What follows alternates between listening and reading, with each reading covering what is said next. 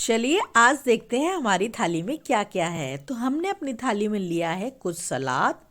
यहाँ पर हमने टमाटर लिया है, मूली लिया है, मूली का सीजन चल रहा है। और हमने बनाई है मसूर की दाल, बहुत ही टेस्टी। आलू टमाटर की सब्जी, थोड़े से राइस बनाए हैं और बनाया है बूंदी का रायता। और ये बनाई है हमने बाजरे की रोटी। आपको कैसी लगी ये थाली प्लीज़ कमेंट करके बताएं। और ऐसे ही इंटरेस्टिंग वीडियो देखने के लिए प्लीज़ सब्सक्राइब करें pink and crunchy. Thank you for watching.